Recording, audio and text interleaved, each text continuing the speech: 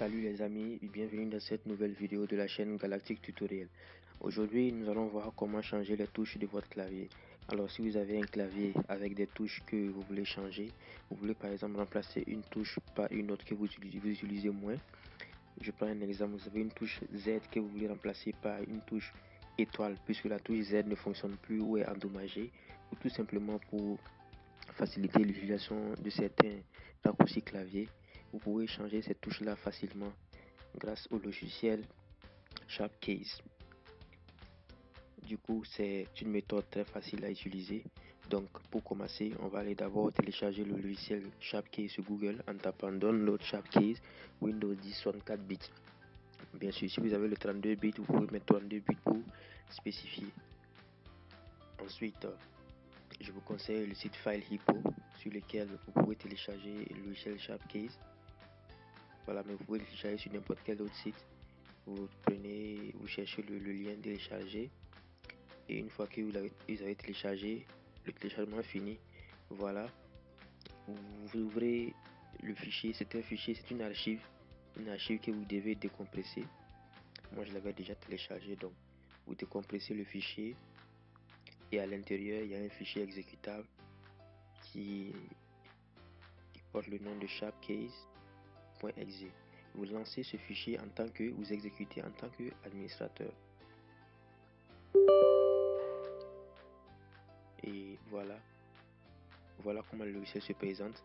À gauche, nous avons les touches que vous voulez remplacer et à droite, nous avons la touche à utiliser en remplacement.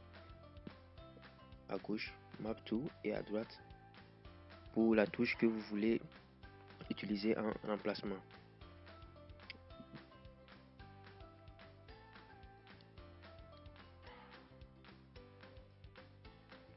Vous pouvez mettre à gauche, voilà, comme je l'ai dit, et à droite, la touche. Et pour ajouter, on prend juste Add en bas à gauche pour créer une nouvelle entrée. On écrit en bas, on prend en bas à gauche Add et on choisit la touche que l'on veut remplacer. Voilà, il y a une longue liste de presque, je dirais, de toutes les touches de votre clavier. Vous pouvez choisir aisément la touche que vous voulez remplacer. Ou tout simplement, vous pouvez taper cette touche là directement. Par exemple, je peux taper la touche Z. Voilà. On va taper la touche Z. Et vous choisissez cette touche là. Et cela, elle est sélectionnée automatiquement. Et la touche qu'on veut remplacer, la touche en remplacement, pardon, c'est la touche par exemple étoile du pavé numérique. Donc je vais sélectionner étoile. Voilà, effectivement. Et donc on prend OK. Et vous voyez que la nouvelle entrée vient d'être enregistrée. Et pour enregistrer ça, il suffit de prendre, on va tout enregistrer en bas à droite. Et cela sera enregistré dans le registre. On peut aussi ajouter d'autres touches. On peut par exemple dire que les volumes, les touches moins et plus vont augmenter le volume de notre ordinateur. Par exemple, la touche plus du pavé numérique, lorsqu'on va cliquer dessus, qu'est-ce que ça va faire? Ça va permettre d'augmenter le volume de notre ordinateur. On va chercher la touche volume plus. Voilà. On va faire également de même pour la touche moins. On va sélectionner la touche, on va ajouter une nouvelle entrée et on va prendre la touche moins. Et à partir de là, quand on va finir, chaque fois qu'on appuiera sur la touche plus ou moins de notre pavé numérique, cela va augmenter ou diminuer le volume de notre appareil sans pour autant appuyer directement sur les touches classiques de diminution ou d'augmentation du volume. Et voilà que cela est ajouté. Et pour enregistrer, il suffit comme d'habitude d'ajouter, de cliquer sur Write to Registry. Voilà, c'est exactement comme ça qu'on fait.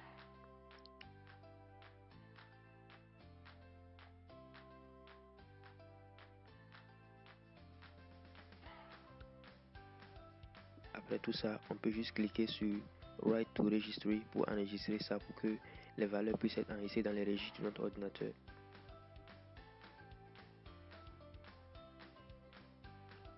Et on finit, on peut également effacer les entrées. Pour revenir à la normale, on peut tout effacer en prenant Delete.